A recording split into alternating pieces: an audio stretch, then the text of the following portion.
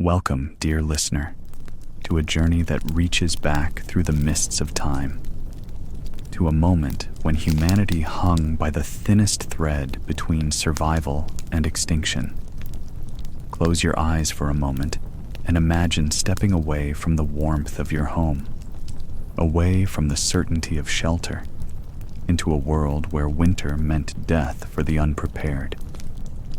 This is the story of how your ancestors, our ancestors, first learned to carve safety from an indifferent world, how they built the very first walls against the darkness that would one day become the foundations of civilization itself.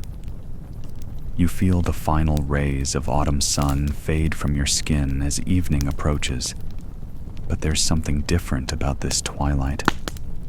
The air carries a sharper edge, a metallic bite that speaks of change coming fast from the north. Your breath begins to mist, just slightly, and you notice how the leaves beneath your feet have grown brittle overnight, crunching with each step like tiny bones breaking.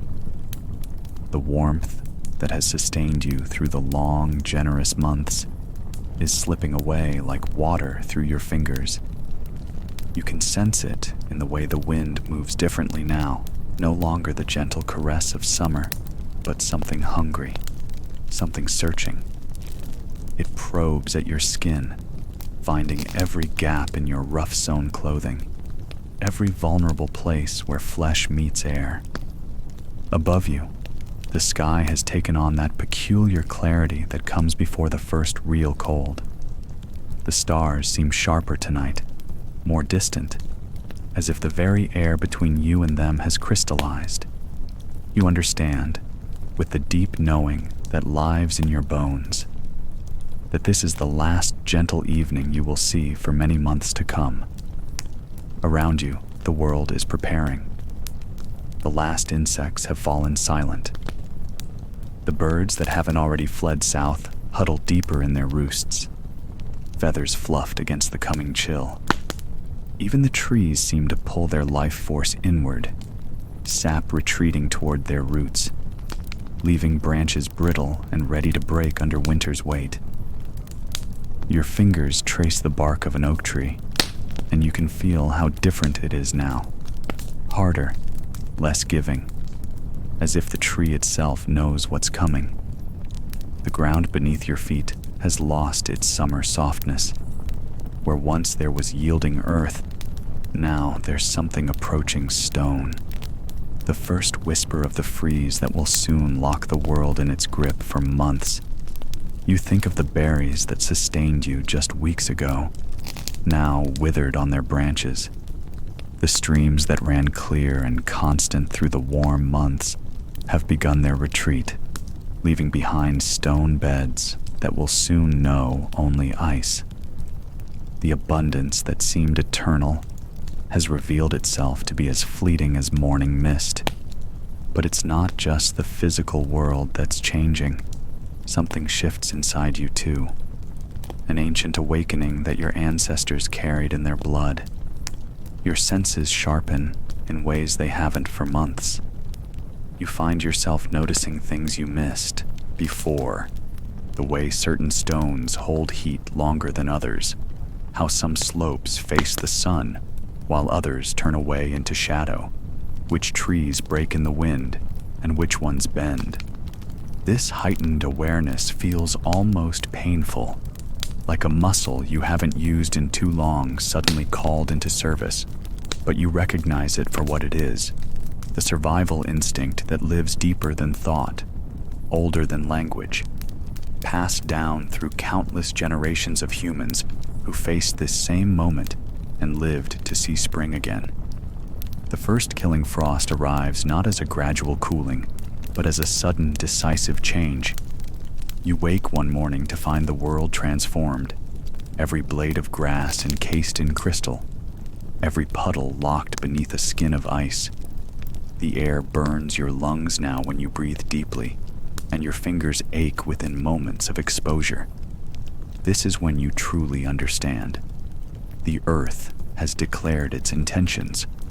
The growing season is over, The time of plenty has passed, and now begins the great test that will separate the prepared from the perished.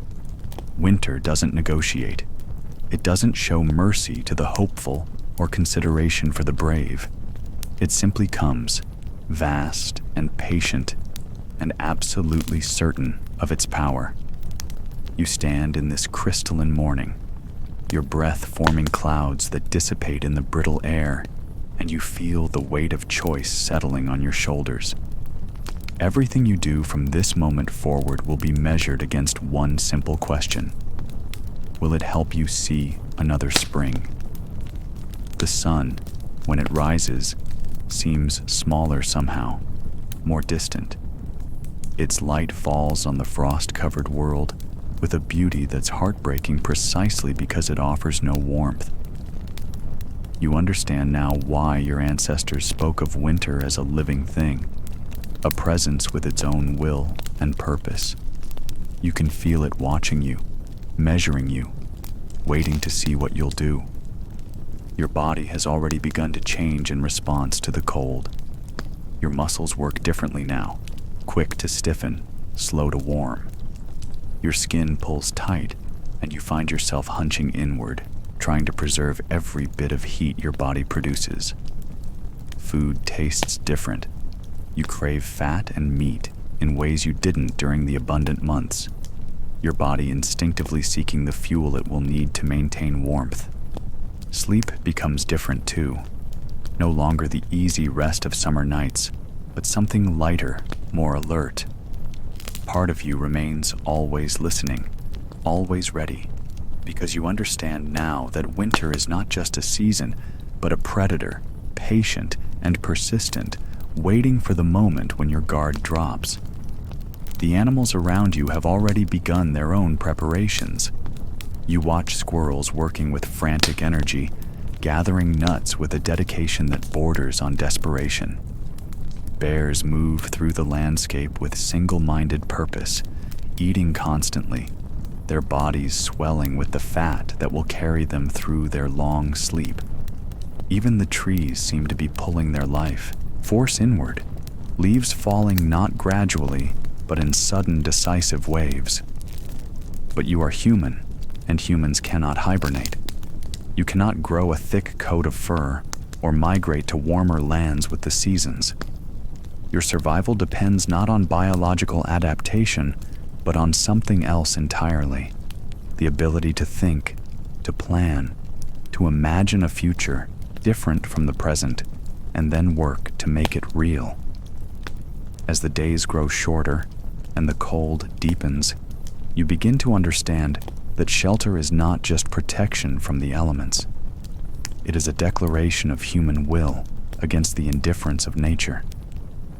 It is the first architecture, the first engineering, the first conscious reshaping of the world to serve human needs, rather than merely accepting what exists. The wind picks up, carrying with it the scent of snow still days away, and you realize that winter's shadow has been stretching toward you for weeks now, growing longer and darker with each passing day. Soon that shadow will cover everything, and in its embrace, only those who have prepared will survive. You look around at the landscape one more time, seeing it now not as the familiar territory of your summer wanderings, but as a collection of resources and challenges, opportunities and threats. Every stone, every tree, every sheltered nook takes on new significance. The winter that is coming will test everything you think you know about survival, but it will also teach you things about human ingenuity and determination that will echo through generations yet unborn. The last warmth fades from the air around you, and you understand with perfect clarity that your next shelter will not be temporary. It will not be the simple lean-to of a summer night or the quick windbreak of an autumn storm. It will be something more, a fortress against the cold, a sanctuary carved from a hostile world, a place where the spark of human life can endure until the earth remembers warmth again. Winter's shadow has reached you now, and there is no more time for preparation, no more luxury of choice. Shelter or death, these are the only options the season offers, and the choice, terrifying and exhilarating in its simplicity, is entirely yours. The morning after winter's first true bite, you wake with purpose flowing through your veins like warm blood. Your eyes open not to the gentle awakening of summer, but to the sharp clarity that comes when survival depends on seeing the world as it truly is. Every shadow, every texture, every subtle variation in the landscape around you now speaks in a language you're only beginning to understand. Your fingers reach out instinctively, touching the ground beside where you've slept. The earth feels different beneath your palm, harder, less forgiving, but also more honest somehow. It no longer pretends to offer easy comfort. Instead, it presents itself as a puzzle to be solved, a collection of clues waiting for someone wise enough to read them. You rise slowly, your breath forming small clouds in the crystalline air, and begin to move through the world with new eyes. The fallen log that you might have stepped over yesterday now catches your attention with an almost magnetic pull. You kneel beside it, running your hands along its length, feeling the way the bark has loosened in some places while clinging tight in others. This timber tells a story.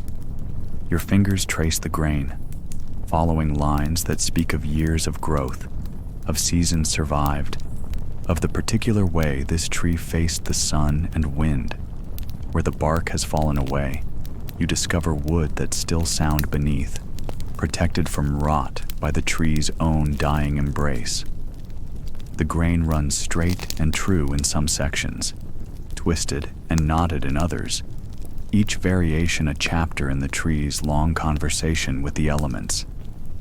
You learn to read the difference between wood that will split cleanly and wood that will hold fast under pressure. Some pieces feel solid all the way through, their weight distributed evenly along their length. Others reveal hollow sections, spaces where insects once lived, or where decay has begun its patient work. Each tells you something different about what it might offer in the construction of your survival. The sound changes too when you tap different woods with a stone.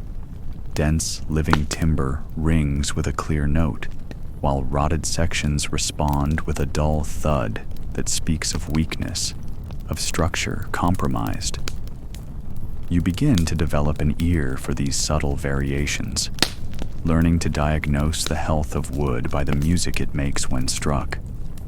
Moving beyond the fallen timber, you begin to notice how trees still standing offer their own lessons. The oak with its thick, furrowed bark promises durability, but warns of the effort required to work with its dense grain. The pine, fragrant with resin even in the cold, speaks of wood that burns hot and bright, but may not endure the constant moisture of a long winter. Each species carries its own gifts and challenges, its own personality that must be understood and respected.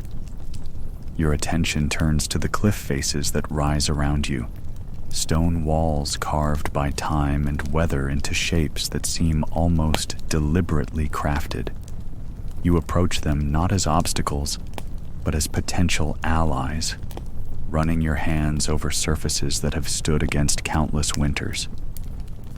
The stone feels cold beneath your palms, but it also radiates a sense of permanence that wood cannot match. Some cliff faces present themselves as solid walls, impenetrable and offering no purchase for human hands or tools. But others reveal cracks and crevices, places where water has worked its patient magic over countless years, splitting rock along its natural fault lines. These gaps speak to you of possibility, spaces that might be widened, caves that might be discovered, natural shelters that need only human recognition to become homes. You learn to read the color variations in stone, understanding how different types of rock respond to weathering. The darker stone often proves harder, more resistant to your tools, but also more likely to provide lasting protection. Lighter stone may work more easily under your hands, but might crumble when you need it most. The streaks and veins that run through cliff faces tell stories of ancient pressures, of the earth itself folding and reshaping under forces you can barely imagine. Water stains on rock faces become a text you study with growing fascination. The dark marks that trace down from crevices above tell you where moisture collects, where ice will form and expand, where the stone is most vulnerable to the cycle of freezing and thawing that breaks mountains down grain by grain. But they also reveal where natural drainage occurs, where you might position a shelter to stay dry, where the stone itself has learned to shed water rather than absorb it. You discover that your ears can read stone almost as well as your fingers. The sound your tools make when they strike different rocks tells you about density, about hidden flaws, about the internal structure that lies beneath the surface. Some stones ring like bells when struck, their crystalline structure intact and strong. Others produce the flat sound of weakness, warning you that they may shatter under pressure rather than hold firm. The earth beneath your feet becomes another page in this expanding book of survival knowledge.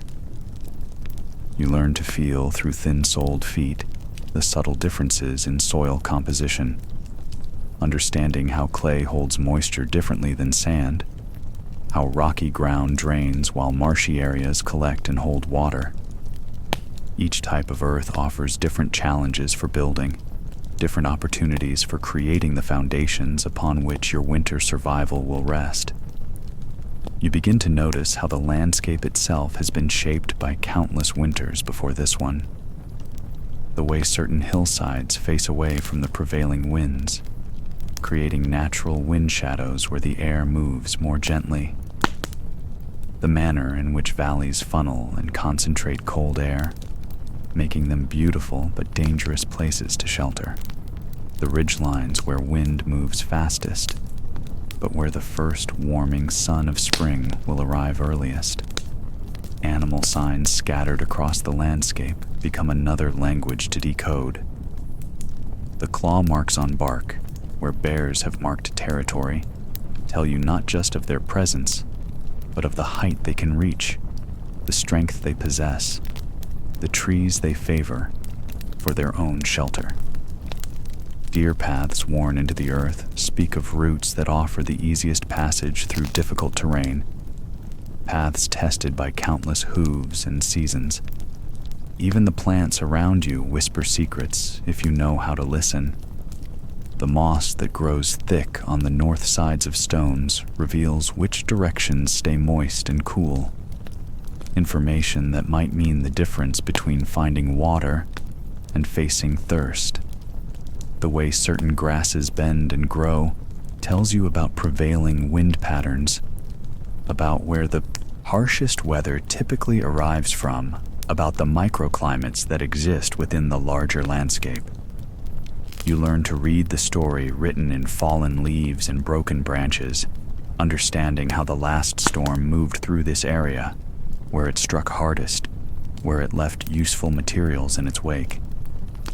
The debris patterns speak of wind direction and force, of trees that stood firm and trees that gave way, of opportunities created by destruction. As the day progresses and shadows lengthen, you realize that this reading of landscape is not just about finding materials for shelter. It's about understanding your place in a larger system, recognizing that you are not separate from the natural world, but part of it, subject to the same forces that shaped the stones and carved the valleys. The stone and wood around you have survived countless winters, each one teaching them something new about endurance, about flexibility, about the balance between strength and adaptation. Now they offer to teach those same lessons to you, but only if you're willing to listen with more than just your ears, to touch with more than just your hands, to see with more than just your eyes. The sun begins to set, painting the landscape in colors that seem to emerge from the stone itself.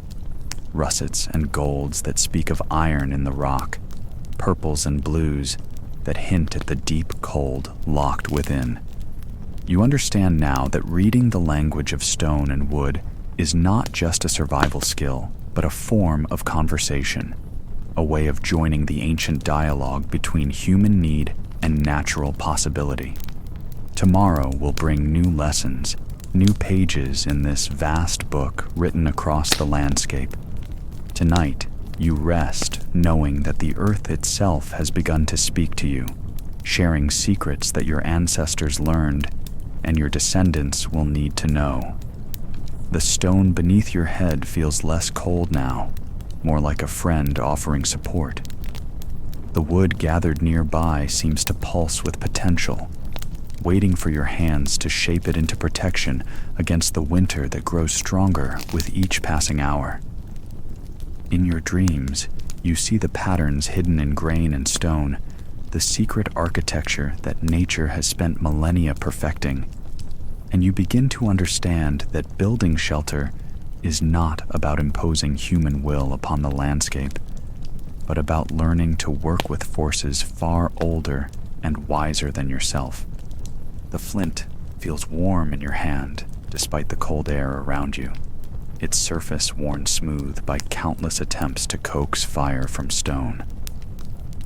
You hold it up to catch the last light of day, examining the subtle variations in its surface, the places where previous strikes have left their marks, like memories carved in rock.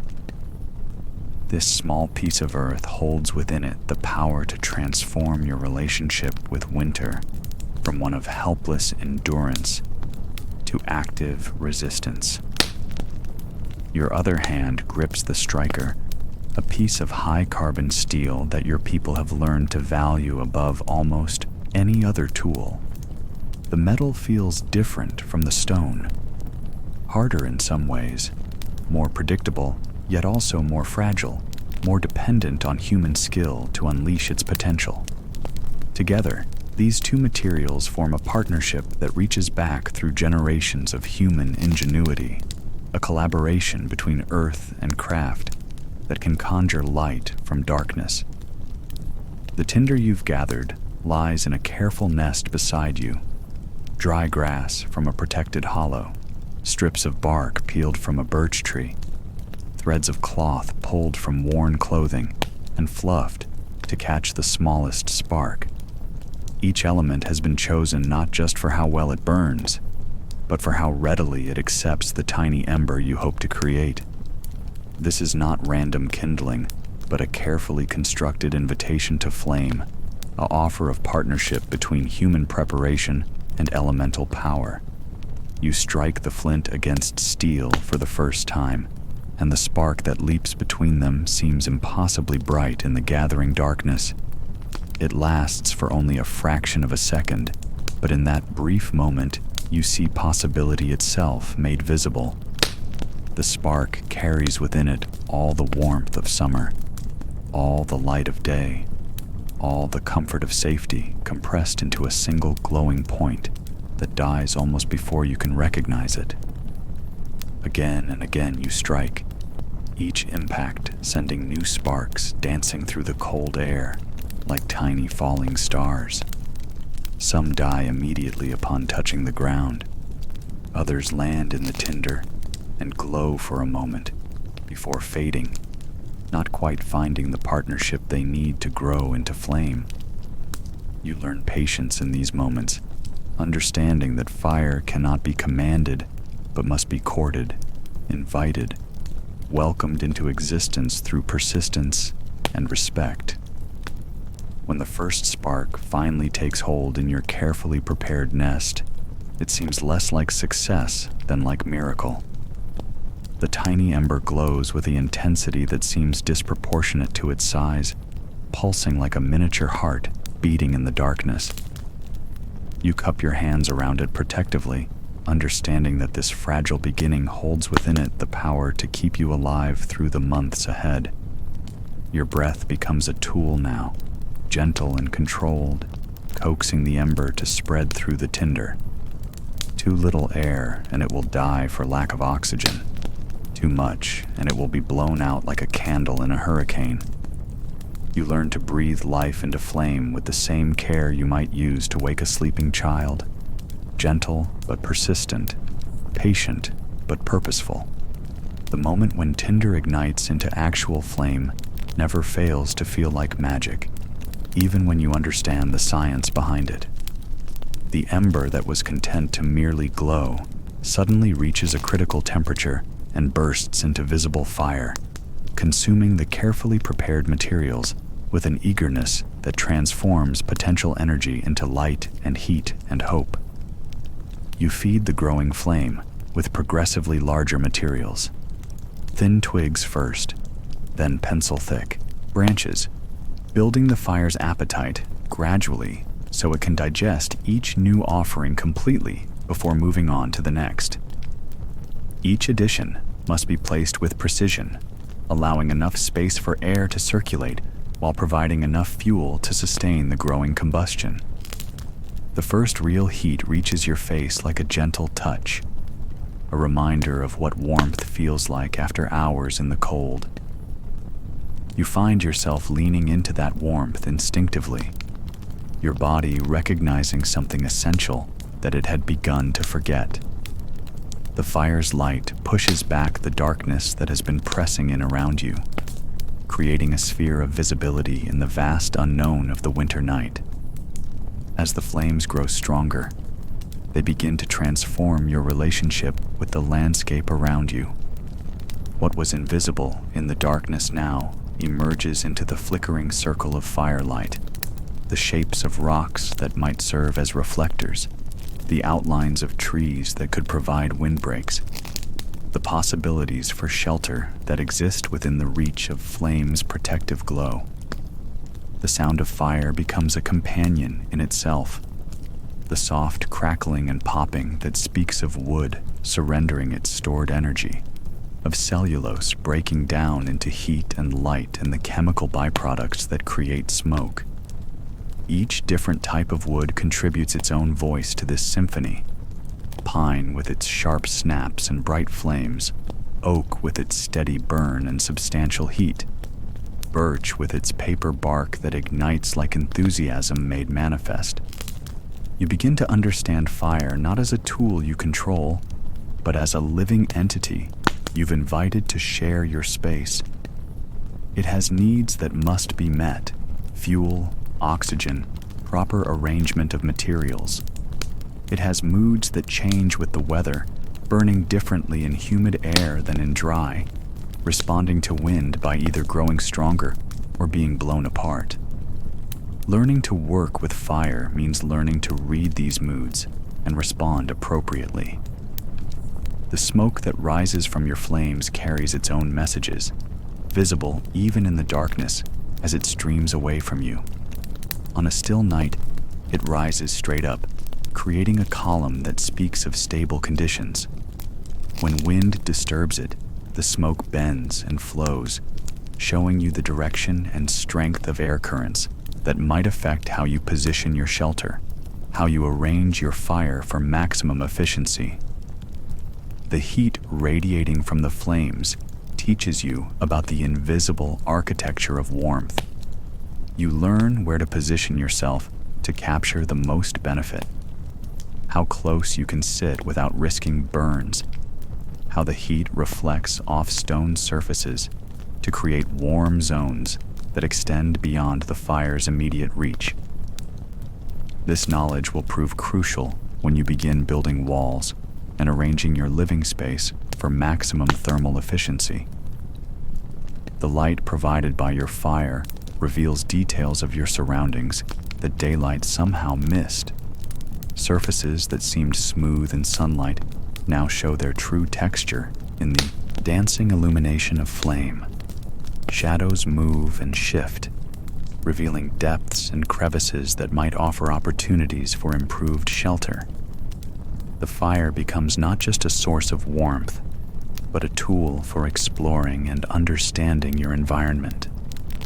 As the night deepens, you realize that maintaining this fire has become your primary occupation. Every few minutes, you must add new fuel, adjust the arrangement of burning materials, ensure that air can reach the flames while protecting them from wind that might scatter them beyond recovery.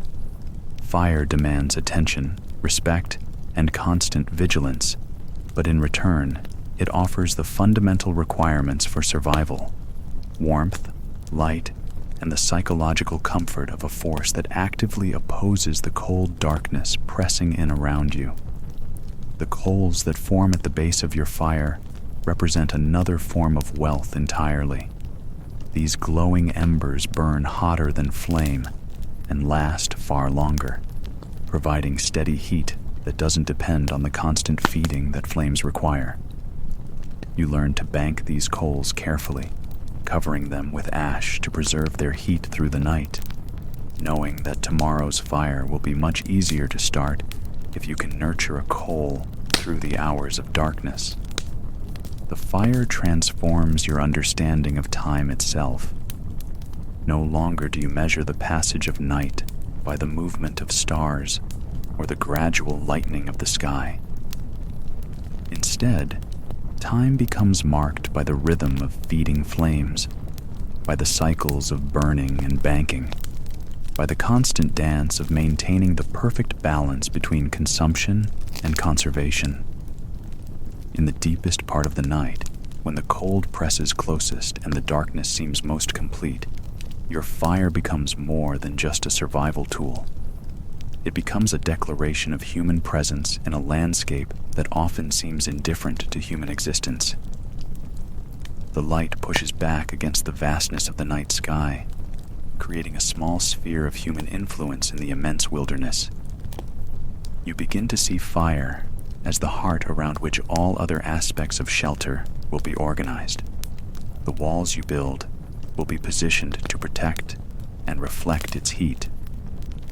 The roof you construct will be designed to allow its smoke to escape while keeping its warmth contained. Every decision about location, materials, and construction will be made in relationship to this beating heart of flame that transforms mere survival into something approaching comfort.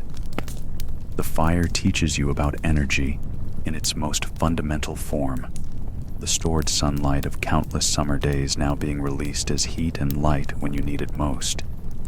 Each log represents seasons of growth, photosynthesis captured and concentrated, solar energy banked against the time when the sun itself seems too distant to provide the warmth necessary for life. As dawn approaches and you prepare to bank your fire for the morning's activities, you understand that you've crossed a threshold. You are no longer merely subject to winter's whims, no longer entirely dependent on the climate's mercy for your survival.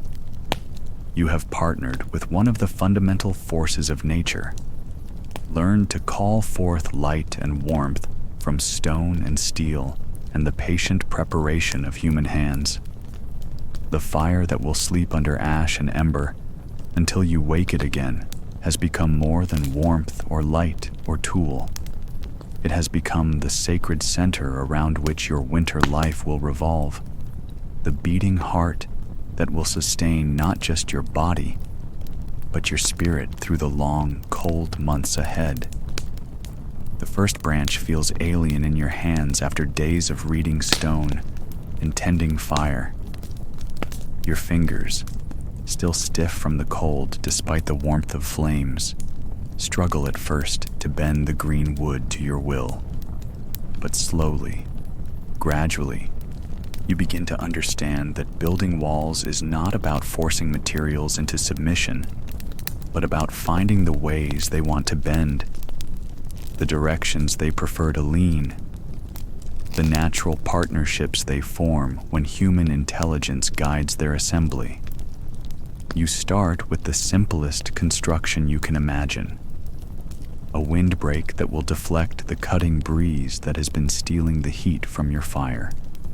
The framework begins with 2 sturdy posts driven into the partially frozen ground, their bases wedged between stones where the earth proves too hard for simple penetration. Each post must be placed with precision, angled to brace against the prevailing wind, spaced to support the materials that will span between them. The work is harder than you anticipated. Your hands, accustomed to the relatively gentle tasks of gathering tinder and arranging stones around a fire pit, rebel against the rough bark and stubborn flexibility of fresh-cut branches. Splinters find their way under your nails, and the repetitive motion of bending and weaving begins to create raw spots on your palms, where skin rubs against wood with each adjustment. But with each branch you add to the growing structure, you learn something new about the relationship between human intention and natural material. Some woods bend readily, almost eager to be shaped into new configurations. Others resist stubbornly, requiring patience and persistence to coax into the positions you need. The key, you discover, is not to fight this resistance, but to work with it, finding the compromise between what you want and what the material will willingly provide. The weaving pattern emerges almost by instinct. Horizontal branches threaded between vertical supports, each new layer holding the previous one in place while creating the foundation for the next. Your fingers develop a rhythm, threading and tucking, pulling tight, and allowing slack where the wood demands it. The structure grows organically, each decision about placement flowing naturally from the last. As the windbreak takes shape, you notice how much more comfortable the space behind it becomes. The fire burns more steadily when its flames are not constantly pushed and pulled by gusting air. The warmth radiates more evenly, creating a pocket of relatively calm air where heat can accumulate instead of being immediately swept away. This first wall teaches you about the multiplication effect of shelter, how even modest protection amplifies the benefits of every other survival strategy. Encouraged by this success, you begin to envision more ambitious construction. The windbreak can become one wall of a larger structure, a foundation upon which to build more comprehensive protection. But each new wall presents its own challenges, its own demands for materials and techniques you haven't yet mastered. The second wall requires longer branches, pieces that can span greater distances while still maintaining their structural integrity. You learn to evaluate timber, not just for its immediate workability, but for its strength under load, its tendency to split or hold firm when subjected to the stresses of construction. Some pieces that seemed perfect for smaller applications prove inadequate when asked to bear greater responsibility. Your tools become extensions of your will and creativity. The stone knife that served well enough for cutting tinder now proves frustratingly inadequate for shaping larger timbers. You improvise, using rocks as hammers to drive wedges made from harder wood, learning to split logs along their grain rather than fighting against the natural lines of force that run through their structure. The binding becomes a crucial skill as your walls grow more complex. Strips of bark, twisted into crude rope, serve to lash joints where branches meet at critical angles. Green shoots, still flexible with life, can be wound around connections to create bonds that will tighten as they dry, holding your construction together with increasing firmness over time. Each wall you complete changes your relationship with the wind and weather around you. What began as a simple windbreak evolves into a more sophisticated system of protection, with walls positioned to create wind shadows, to channel beneficial breezes while blocking harmful ones, to work together in creating a microclimate that favors human comfort over natural indifference. The corners where walls meet present particular challenges, requiring techniques for joining disparate pieces into unified structures. You learn to overlap joints, to distribute loads across multiple connection points, to create redundancy so that the failure of any single element won't compromise the integrity of the whole. These corner joints become tests of your growing understanding of basic engineering principles discovered through necessity and trial. The third wall brings new complications as you realize that each additional section of protection creates new problems that must be solved. The wind that can no longer flow freely around your growing shelter begins to create pressure differences that threaten to lift and scatter the materials you've so carefully assembled. You learn to weight down vulnerable sections, to angle surfaces so they deflect rather than catch the full force of moving air. Your hands tell the story of this construction in cuts and calluses, in muscles that ache from unaccustomed work, in joints that protest the constant bending and reaching required to place each branch precisely where it needs to go. But they also tell the story of growing competence, of developing the specific strength and coordination required for this type of work, of learning to judge materials by touch and to manipulate them with increasing precision. The work becomes meditative in its repetition, each branch requiring the same basic sequence of actions: selection, preparation, positioning, securing. Yet within this repetition lies infinite variation, as no two pieces of wood are exactly alike, no two joints present identical challenges, no two sections of wall require precisely the same solution. You begin to see patterns in your construction that mirror patterns in nature itself. The way branches naturally want to arch echoes the curves you see in wind-blown trees. The triangular bracing that provides the greatest strength reflects the structural principles visible in everything from birds' nests to the arrangement of stones tumbled by centuries of flowing water. The fourth wall closes the circuit, creating your first true enclosure, a space that is definitively inside rather than outside, protected rather than exposed. The psychological impact of this enclosed space proves as important as its practical benefits. You have created a place that belongs to you, that exists because of your labor and planning, that represents human intention made manifest in the physical world. But completing the walls reveals new challenges you hadn't anticipated.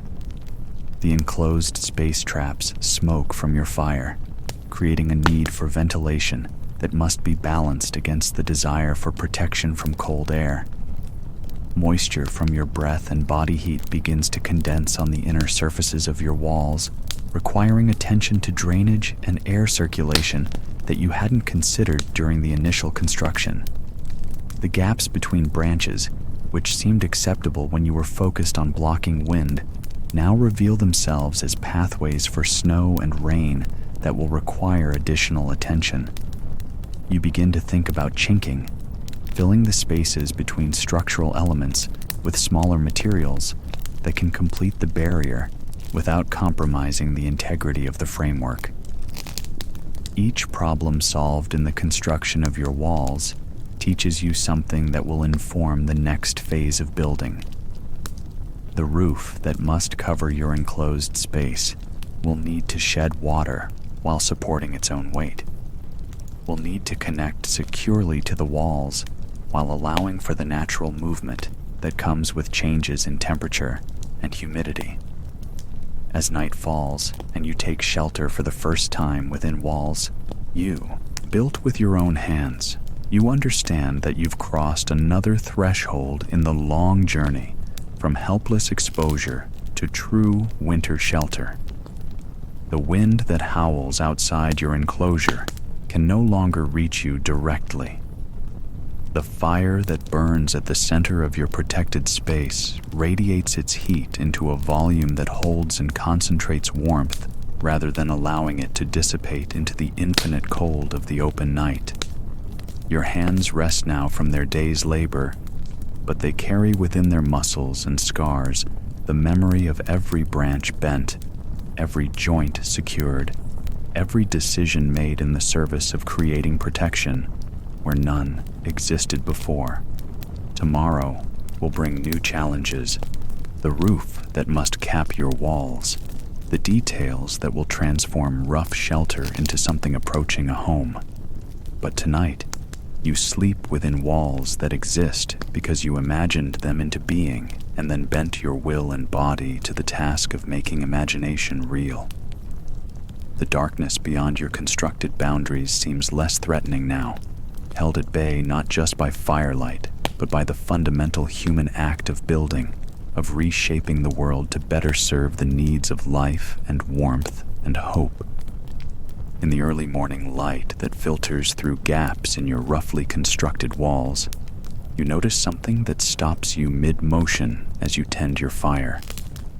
There, pressed against the muddy bank of the small stream that runs near your shelter site, is a track so perfectly formed it might have been left deliberately for your instruction. The broad, flat mark of a beaver's foot, complete with the drag marks of its tail, speaks of an animal that has solved problems remarkably similar to your own. You follow the stream downstream, moving quietly in the growing light, until you discover what you somehow knew you would find: a beaver lodge rising from the water like a masterpiece of natural architecture. The dome of carefully woven sticks emerges from the pond with a purposefulness that makes your own rough walls seem crude by comparison. This is engineering refined by countless generations, perfected through trial and error over millennia. Crouching at the water's edge, you study the construction with the intensity of a student encountering a master's work. Every branch has been selected not just for its availability, but for its specific properties: thickness, flexibility, the way it interlocks with its neighbors. The larger structural elements form a framework that smaller pieces fill and reinforce, creating a shell that must withstand not only weather, but the pressure of water and ice. The entrance to the lodge lies hidden beneath the waterline, invisible to predators, but accessible to the beaver family that calls this structure home. You realize you're looking at a solution to the problem of security that's both elegant and practical, a doorway that exists in a medium most threats cannot navigate, providing safety through the simple expedient of requiring underwater access. But it's the thermal properties of the lodge that capture your attention most completely. Even on this cold morning, you can see wisps of vapor rising from the structure, where the warmth of the animals inside meets the frigid air outside. The thick walls trap body heat so effectively that the interior remains comfortable even when the pond's surface begins to show the first thin skin of ice. You circle the lodge slowly, noting how its dome shape presents no flat surfaces to catch wind, how its base is anchored below the frost line where winter cannot reach, how the entire structure seems to work with natural forces rather than fighting against them. The beaver has created not just shelter, but a microclimate, a pocket of warmth and safety carved from a landscape that offers neither readily to creatures unprepared for winter's assault. Moving away from the water, you discover other teachers waiting in the forest around you. A black bear's den, carved into a hillside and lined with materials that speak of careful preparation, shows you how thermal mass can be used to store and slowly release heat. The bear has chosen a location that faces away from the prevailing winter winds, positioned to capture what sunlight is available while being protected from the worst of the weather. The den's entrance is smaller than the interior chamber, creating an airlock effect that prevents warm air from escaping too readily while keeping cold drafts from penetrating too deeply. Inside, the bear has arranged grasses and leaves in layers that will compress under its weight, creating insulation that becomes more effective with use. Even in the animal's absence, You can feel how much warmer the air is inside the den compared to the exposed hillside outside. Higher in the trees, bird nests reveal their own lessons about efficient construction and thermal management. What appeared from a distance to be simple tangles of twigs reveal themselves upon closer inspection to be sophisticated structures with multiple chambers, wind-resistant engineering, and materials chosen for their specific properties. The outer shell consists of sturdy branches that provide structural integrity, while the inner bowl is lined with soft materials that provide both comfort and insulation. You notice how the nests are positioned to take advantage of natural windbreaks, the trunks of large trees, the shelter of overhanging branches, the protection of natural rock formations. The birds have learned to read the landscape in ways that complement their building skills, choosing locations that reduce the demands placed on their constructions.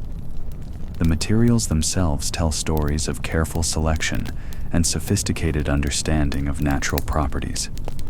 Spiderwebs serve as binding material, their protein fibers stronger than steel by weight, and more flexible than anything the birds could create themselves.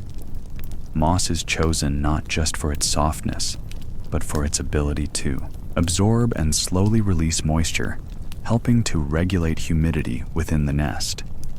Even mud, when used, is selected from specific locations where clay content provides the best binding properties. Returning to your own shelter with eyes opened by these natural tutorials, you begin to see possibilities you had missed before. The gaps between your wall branches could be filled not just with random materials, but with carefully selected substances that would provide specific benefits. Mud mixed with grass could create a chinking that hardens as it dries, providing both insulation and wind protection while remaining flexible enough to move with the wooden framework as it expands and contracts with temperature changes. You experiment with different combinations, learning through touch and observation how various materials interact. Dry grass provides excellent insulation, but needs protection from moisture. Clay mixed with plant fibers creates a composite that's stronger than either component alone. Small stones can be embedded in mud to create thermal mass that stores heat during the day and releases it slowly through the night. The concept of layered insulation, observed in both bird nests and animal dens, begins to influence your thinking about wall construction. Instead of creating simple barriers, you start to envision walls with multiple functions: an outer shell that sheds water and blocks wind, a middle layer that provides insulation, and an inner surface that radiates warmth back into your living space. You watch how animals move through their constructed spaces, noting the paths they create, the areas they favor for different activities, the ways they organize their shelters to maximize efficiency. The beaver's lodge has areas designated for sleeping, for food storage, for waste management. The bear's den is arranged so that the occupant's body heat is captured and distributed most effectively throughout the space. These observations lead you to reconsider the interior arrangement of your own shelter. Rather than treating it as a single, undifferentiated space, you begin to think about zones, areas near the fire for warmth and cooking, spaces along the walls for sleeping where thermal mass can store and slowly release heat, sections near the entrance for activities that require good ventilation. The animals teach you about the importance of orientation as well. Most of their constructions face away from the harshest weather while being positioned to capture beneficial environmental effects. You begin to understand your shelter not as an isolated structure, but as part of a larger system that includes the landscape around it. The prevailing weather patterns, the seasonal changes in sun angle and wind direction. Working with materials you've gathered based on these animal observations, you discover that your hands are becoming more sensitive to subtle differences in texture, weight, and flexibility. You can distinguish between woods that will hold their shape when bent and those that will crack under stress. You can feel through your fingertips the difference between mud that will bind well and clay that will simply crumble when it dries. The process of selection becomes as important as the process of construction. Like the animals whose techniques you're learning to emulate, you find yourself becoming increasingly discriminating about materials, rejecting pieces that don't meet your developing standards, traveling farther to find elements with exactly the properties your construction requires. As the day progresses and you work to implement these lessons from your animal teachers, you notice that your movements are becoming more efficient, more purposeful. You're developing the same kind of economy of motion that characterizes the animals you've been observing. No wasted effort, every action directed toward a specific goal in the larger project of creating effective shelter. The wisdom flowing through your fingers as you work feels ancient, connecting you to countless generations of creatures that have faced the same fundamental challenge of surviving winter's assault. You're not just building walls anymore. You're participating in a conversation that spans species and seasons, adding your own human intelligence to strategies tested and refined over evolutionary time. Your shelter is beginning to reflect these lessons in ways both subtle and obvious.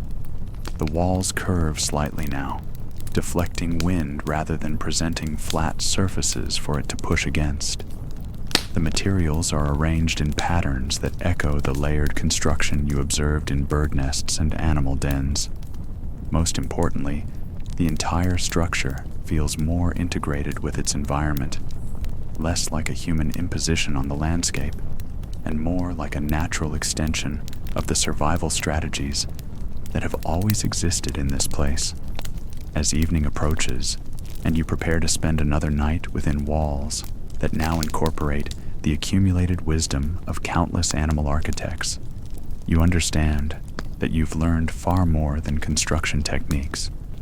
You've discovered how to observe, how to learn from teachers who communicate through form and function rather than words, how to recognize that intelligence takes many forms, and that survival wisdom exists wherever life has found ways to persist through winter's trials.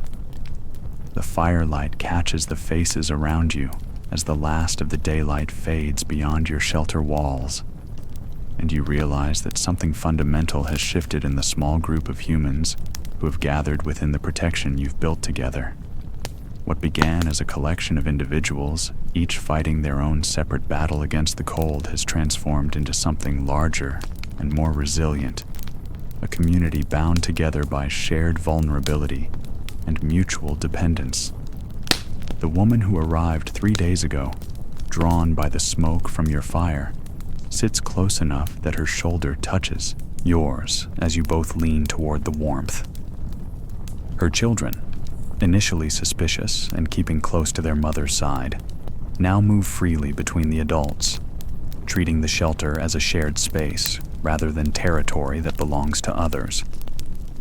The old man who stumbled upon your camp during yesterday's brief snowfall has claimed a spot near the wall where the thermal mass of the stones stores and releases heat throughout the night. Your breath mingles with theirs in the small space, creating clouds of vapor that rise toward the smoke hole you've carefully constructed in your roof. The air itself becomes a shared resource, warmed by the collective output of human bodies, made humid by the moisture everyone contributes simply by being alive in this enclosed space. You can taste the difference between the air inside your shelter and the sharp, dry cold that waits beyond the walls. The dynamics of shared space reveal themselves in countless small negotiations and accommodations. Where to place the fire for maximum benefit to everyone. How to arrange sleeping areas so that each person has both privacy and access to warmth. which tasks each individual can best contribute to the ongoing maintenance of shelter and fire that keeps you all alive. These decisions emerge organically through observation and trial rather than formal discussion.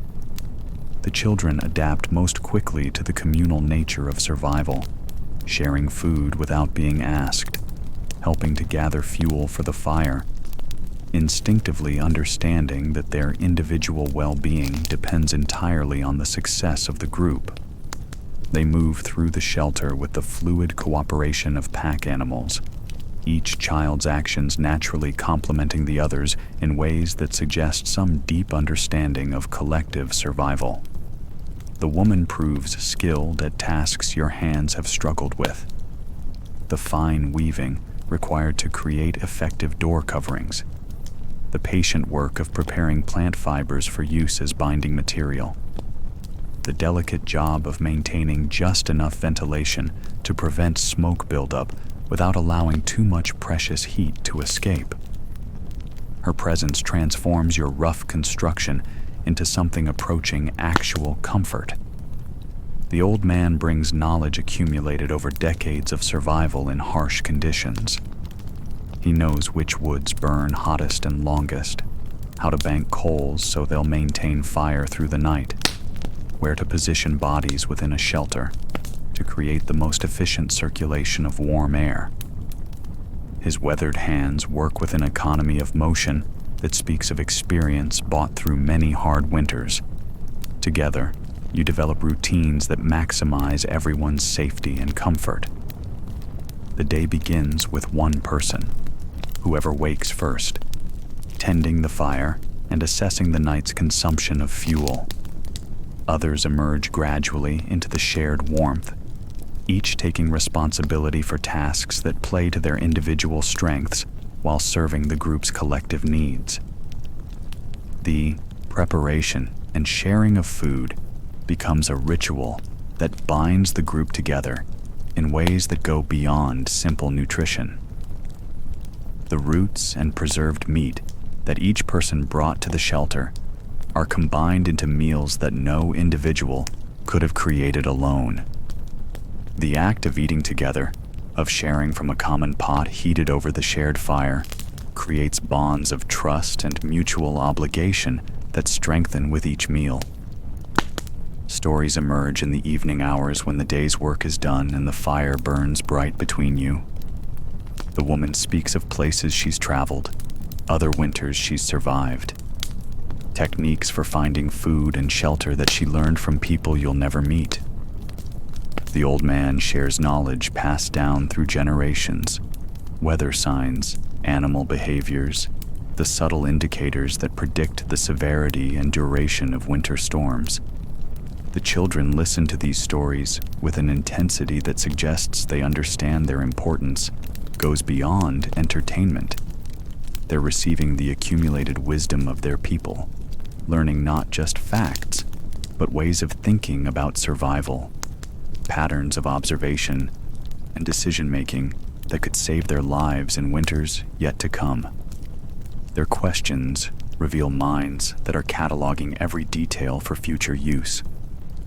The physical closeness required by your shared shelter breaks down barriers that might persist in easier times.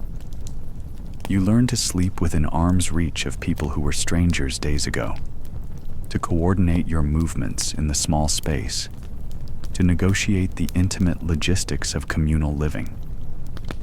Privacy becomes redefined as something that exists more in respect and consideration than in physical separation. Body heat becomes a resource that's consciously shared and managed.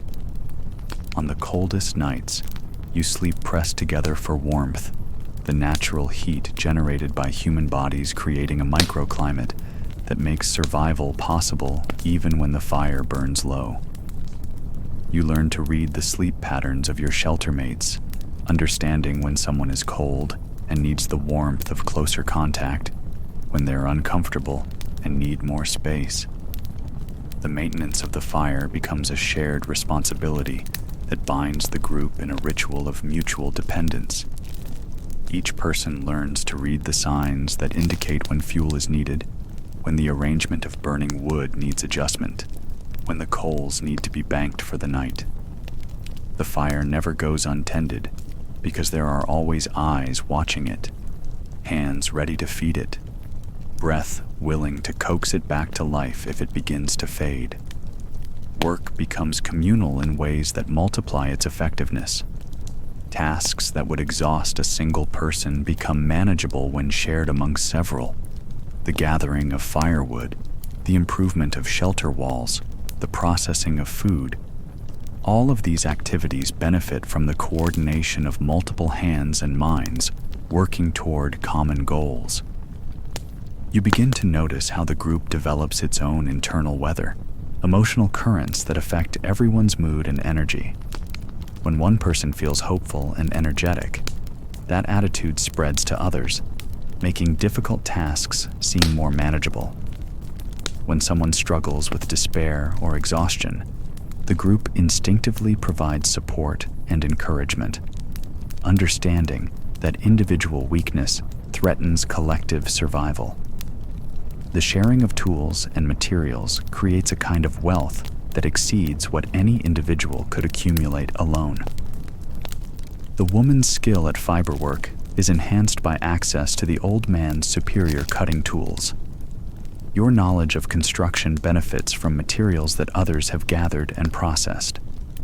Together, you have resources and capabilities that multiply rather than simply add together. Leadership emerges organically, shifting based on the demands of different situations. The person with the most relevant knowledge or skill naturally takes charge of specific tasks, while others follow their guidance and contribute their own expertise where appropriate. This fluid hierarchy prevents the group from being paralyzed by indecision, while ensuring that the best available knowledge guides important choices. The children begin to take on responsibilities appropriate to their abilities, understanding without being told that everyone must contribute to the collective effort of survival. They become specialists in tasks like maintaining the supply of small kindling, monitoring the smoke hole to ensure proper ventilation, and keeping track of the group's shared possessions. Conflicts, when they arise, are resolved quickly and pragmatically, with an understanding that discord threatens everyone's survival. Disagreements focus on finding the most effective solutions rather than winning arguments or establishing dominance. The harsh reality of winter provides a constant reminder that cooperation is not optional, but essential. As the days pass within your shared shelter, you realize that you're not just surviving winter, but discovering something profound about human nature itself. The same harsh conditions that could easily lead to desperation and conflict have instead created bonds of mutual care and support that feel stronger than those forged in easier times. The breath that mingles in your shared air carries more than moisture and warmth. It carries the subtle chemical messages of stress and comfort, of fear overcome and trust established. You're breathing the same atmosphere, literally sharing the air that sustains life, creating a physical intimacy that mirrors the emotional bonds growing between you. In the deepest part of winter, when survival depends entirely on the effectiveness of your collective efforts, you understand that what you've created is more than shelter. You've built the foundations of community itself, discovering how individual humans transform into something larger and more resilient when necessity teaches them to trust each other completely. The walls that protect you from winter's assault also contain something precious. The warmth generated not just by fire and shared body heat, but by the simple human miracle of strangers becoming family, of individual survival becoming collective strength, of the clan that emerges when people discover they are stronger together than any of them could ever be alone. In the deepest hours of winter's grip, when the cold presses against your shelter walls, with an almost physical weight, and the wind howls like a living thing hungry for whatever warmth you've managed to create. Something unexpected begins to happen within the small circle of firelight where your clan huddles together. Your mind, no longer consumed entirely with the immediate demands of survival, begins to wander into territories you hadn't explored since the warm abundance of summer made such luxury possible. The smoke that rises from your carefully tended fire no longer seems like simple combustion, but takes on shapes and meanings that speak to something deeper than mere chemistry. You find yourself watching the gray wisps as they twist and dance upward toward the smoke hole in your roof, seeing in their movements the shadows of stories that have no names yet, but feel as real as the cold air pressing in around your shelter. The old man's voice drifts through the smoky air as he speaks of times before memory, of the first fires and the first shelters, of ancestors whose names have been lost, but whose knowledge lives on in every spark struck from flint and steel. His words weave through the rising smoke like threads in an invisible tapestry, creating patterns of meaning that seem to glow with their own inner light. You begin to see faces in the flames that burn at the center of your shared space. Not the faces of people you know, but the features of those who came before, those who first learned to coax warmth from wood and safety from stone. These fire-born visages flicker and change with each shift of the burning logs, but their presence feels constant, a reminder that you are part of a chain of survival that stretches back through countless winters to the very beginning of human consciousness. The woman's hands work steadily at some small craft project, her fingers moving through repetitive motions that seem to entrance not just her, but everyone watching. The rhythm of her work becomes like a heartbeat in the enclosed space, a steady pulse that anchors the group's shared experience of time. As her project takes shape, a small woven figure made from grass and bark, it begins to look less like random craft and more like something intentional, something that represents meanings larger than its simple materials. The children listen to the stories with eyes that reflect firelight and something else, something that speaks of understanding that goes beyond their years. They interrupt the adults' tales with their own contributions, dreams they've had since coming to the shelter, visions that visit them in the moments between sleep and waking, images that seem to emerge from the smoke and flames themselves. One child speaks of a dream where the walls of your shelter dissolve away, revealing not the cold winter landscape outside, but a vast hall filled with all the people who have ever built fires against the darkness. In this dream, your small flame joins with countless others, creating a light so bright it transforms winter itself into something warm and welcoming. The child's words create pictures in your mind that feel more real than the physical world around you. As the nights grow longer and the cold deepens, these stories begin to evolve into something more structured, more intentional.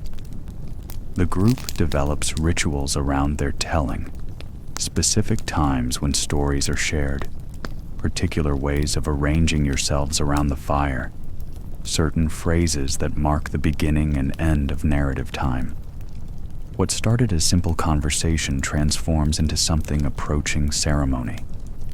The flames themselves become characters in these emerging stories, their colors and movements interpreted as signs and messages. When the fire burns blue, it speaks of change coming. When it crackles and pops in certain patterns, it tells of the weather that waits beyond your walls. The smoke carries messages to the ancestors who watch over winter travelers, while the coals that glow at the fire's base hold memories of all the warmth that has ever existed.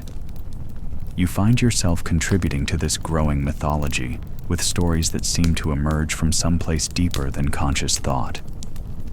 Tales of the spirit that lives in wood and only reveals itself when flame transforms solid matter into light and heat. Accounts of the ancient agreement between humans and fire, the covenant that allows people to borrow warmth in exchange for careful tending and respectful use. The physical crafts being created within your shelter begin to reflect these stories, taking on symbolic meanings that go beyond their practical functions. The woven grass figures become representations of the spirits that guard travelers. Carved pieces of wood transform into tokens that embody wishes for spring's return. Even the arrangement of stones around your fire pit begins to follow patterns that speak of deeper meanings than simple efficiency. The dreams that visit your sleep become more vivid and interconnected, as if the shared stories are creating a common landscape of the mind that everyone in the shelter can visit. You dream of vast networks of fires burning across the winter landscape, each one tended by groups like yours, all connected by invisible threads of shared purpose and mutual support. In these dreams, no one faces winter alone. The children begin to create their own versions of the adult stories, their young imaginations taking familiar themes and transforming them into new narratives that reflect their unique perspectives on survival and community. Their tales often feature animals that speak human languages, storms that can be negotiated with rather than simply endured, and magic that emerges from the simple act of people caring for each other. Music enters your shelter in the form of rhythms tapped against the walls, melodies hummed while working, songs that emerge spontaneously from the group's shared experiences. These sounds layer together into a kind of acoustic environment that makes your enclosed space feel larger, more resonant, filled with harmonies that push back against the silence of the winter landscape outside. The boundaries between individual identity and group consciousness begin to blur in ways that feel natural rather than unsettling. Stories told by one person feel like memories shared by all. Dreams experienced by an individual become part of the collective narrative that defines your group's understanding of its place in the larger pattern of winter survival. You begin to recognize that these stories and dreams and creative expressions are not simply entertainment or distraction from the harsh realities of winter survival. They are survival strategies in their own right, ways of maintaining hope and purpose when the physical world offers little of either. They create meaning from hardship, transform suffering into significance, turn mere endurance into something approaching triumph.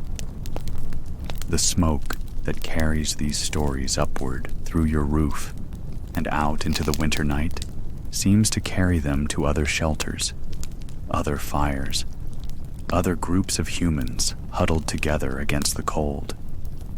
You imagine your tales joining with others in the vast darkness above, creating a network of shared meaning that spans the winter landscape like an invisible web of connection and mutual support. In the deepest cold, when death truly does prowl just beyond your walls, and survival depends on nothing more than the continuation of fire and the persistence of hope, these stories become more than entertainment. They become the spiritual architecture that transforms mere shelter into something approaching sacred space, that turns a group of strangers into a clan bound by shared meaning as much as mutual need. The flames that dance at the center of your enclosed world no longer seem like simple combustion, but like visible manifestations of the human spirit itself, persistent, creative, always reaching upward, capable of transforming even the humblest materials into light and warmth, and the endless stories that make survival not just possible, but meaningful. As you drift toward sleep in the smoky warmth of your shared shelter, surrounded by the quiet breathing of your winter family, you understand that what you've created here goes beyond the physical structures of wall and roof and fire pit. You've built something that exists in the realm of mind and spirit, something that will persist even after the snows melt and the group disperses, something that will be carried forward in memory and story to warm future winters yet to come. The first morning when you wake to silence, no wind battering your shelter walls, no ice crackling in the bitter air outside, you know before you even open your eyes that something fundamental has shifted in the world beyond your carefully constructed sanctuary. The quality of light filtering through the gaps in your walls has changed, carrying with it a softness that speaks of transformation happening in the larger landscape around you. You rise carefully, your movements measured and quiet so as not to disturb the others who still sleep in the warm cocoon you've all shared through winter's darkest months. The fire burns low but steady, its coals glowing with the patient warmth that has sustained your small community through countless nights of howling cold and driving snow. But even the fire seems different somehow, less urgent in its burning, more content to smolder peacefully in its stone-lined pit. The door covering that has protected your shelter's entrance through the harsh months feels less stiff as you push it aside, the woven materials responding with a flexibility that had been locked away by weeks of freezing temperatures. As you step outside for the first time in days, the air that greets your face carries scents you had almost forgotten. The mineral smell of wet earth beginning to thaw, the green promise of plant life stirring beneath snow that no longer seems permanent and impenetrable.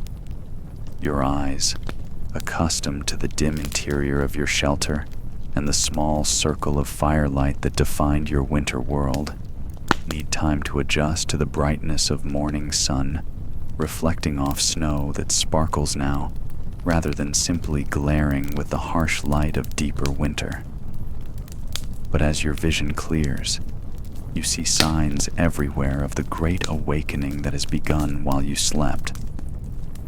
Water drips steadily from the edges of your roof, each drop catching sunlight as it falls, creating tiny prisms that scatter rainbow colors across the white surface below. The icicles that hung like frozen daggers from your shelter's eaves have begun to thin and shorten, surrendering their grip on winter's crystalline architecture in favor of the liquid freedom that speaks of warmth returning to the world. The snow itself tells a story of transformation that fills you with a hope you hadn't dared to acknowledge during the darkest days of winter's assault. What had been smooth, unbroken drifts now show the pocked and dimpled surface that comes when warming air begins to work its patient magic on frozen landscapes. Here and there, small patches of dark earth show through where the sun's angle has found favorable slopes and begun the slow process of liberation. You walk carefully around your shelter, seeing it with new eyes, understanding for the first time the full extent of what you and your winter companions have accomplished. The walls that seemed so crude and insufficient during their construction now reveal themselves as sophisticated barriers that have successfully held winter's worst assaults at bay. Every branch is still in place, every stone still firmly positioned, every joint and connection holding strong despite months of testing by wind and weather. The modifications and improvements that accumulated over the long winter months show clearly in the morning light. The additional windbreaks added during particularly harsh storms, the extra insulation worked into gaps where cold air proved persistent, the clever drainage channels that kept melting snow from pooling where it could damage your construction. Your shelter bears the marks of constant adaptation, of human intelligence responding to environmental challenges with creativity and persistence. But it's not just your constructed shelter that shows the signs of successful winter survival. The area around your building reveals the subtle archaeology of a season spent in careful coexistence with harsh conditions. The pathways worn between your door and the woodpile, between the shelter and the stream where you gathered water, between your camp and the places where you found food and materials during winter's brief respites. The fire pit outside your shelter, unused for weeks while you kept all flames within the protection of walls, now seems to call for rekindling. You can imagine once again, sitting beside an open fire, feeling warmth on your face that comes directly from flame rather than filtered through the enclosed air of your winter refuge. The thought of outdoor fires brings with it dreams of fresh air and broader horizons, of a world larger than the small space where you've spent so many days and nights. Inside the shelter, you hear the quiet sounds of your companions beginning to stir, their movements carrying a different quality than the careful, conservation-minded motions that characterize the deepest winter months. There's an energy building that speaks of bodies preparing for more activity, minds beginning to plan for the possibilities that come with improving weather and longer days. The woman emerges from the shelter carrying the small woven figures she's created during the long interior days, and in the morning light, their significance becomes clear. These are not just crafts made to pass time, but representations of hopes deferred, of dreams kept alive through winter's trial, of the human capacity to create beauty and meaning even in the most challenging circumstances. She places them carefully in the growing sunlight, arranging them like offerings to the returning warmth. The children burst from the shelter with an energy that has been building for weeks, their voices carrying clearly in air that no longer steals breath and freezes words before they can be spoken. They run in circles around your camp, their feet finding purchase on snow that yields rather than supporting them like frozen concrete. Their laughter echoes off the surrounding landscape, the first truly joyful sounds to fill this space since autumn's last warm days. The old man moves more slowly, but with evident satisfaction, his weathered hands reaching out to touch the walls that have sheltered your group through winter's worst trials. His fingers trace the joints and connections with something approaching reverence, understanding perhaps better than anyone the magnitude of what has been accomplished here. These walls represent more than construction. They embody the accumulation of human knowledge about survival, passed down through generations and adapted to meet this particular winter's challenges. As the day progresses and the sun climbs higher, you begin to make plans for the gradual transition from winter survival to spring preparation. The shelter that has been your entire world for months will need to be maintained and adapted as weather conditions change. Some of its winter-specific features may no longer be necessary, while new challenges will require new solutions. But you also understand that what you've built here extends beyond the physical structure of walls and roof and fire pit. The bonds forged between people who faced winter's trial together, the knowledge gained about materials and construction, and the delicate balance of human cooperation, the stories and dreams and creative expressions that transformed mere survival into something approaching art. These accomplishments will persist even after the last snow melts and the urgent need for shelter gives way to the different demands of spring and summer. You run your hand along one of the main support posts of your shelter, feeling in the wood's grain the story of its growth, its preparation for this moment when it would be called upon to hold human life safe against winter's assault. The tree that gave its life for your shelter participated in a transaction that reaches back to the very beginning of the relationship between humans and the natural world, an exchange of resources for stewardship that defines the fundamental contract of survival. The fire that has burned at the heart of your winter world continues its patient work of transforming fuel into warmth, but now it burns in service of celebration rather than desperate need. The smoke that rises from your chimney carries with it the accumulated dreams and stories of your winter community, dissipating into air that will soon carry the scents of growing things and the sounds of returning life. As afternoon light streams through your shelter's entrance, illuminating the interior space where you've spent so many days and nights in close communion with your winter companions, you realize that you're looking at something that exists now, not just in the physical world, but in memory and story, and the deep knowledge that comes from successfully meeting challenge with courage and creativity. The walls that sheltered you through winter's darkest hours have become more than barriers against cold and wind.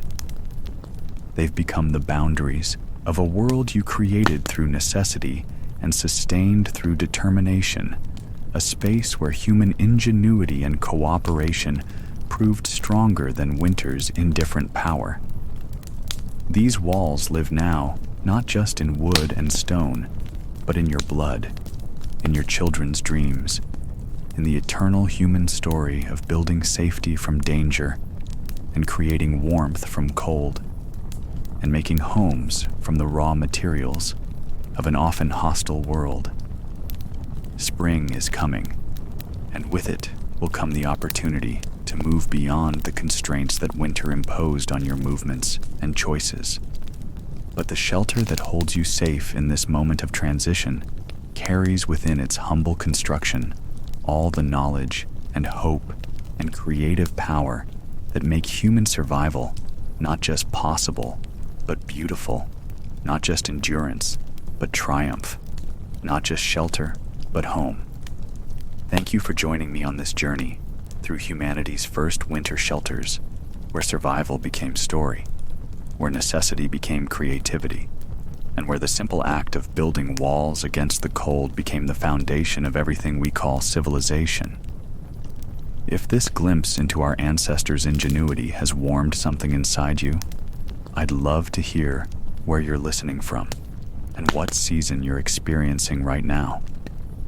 And if you'd like to explore more stories of human resilience and ancient wisdom, consider subscribing for more journeys through the deep currents of our shared past.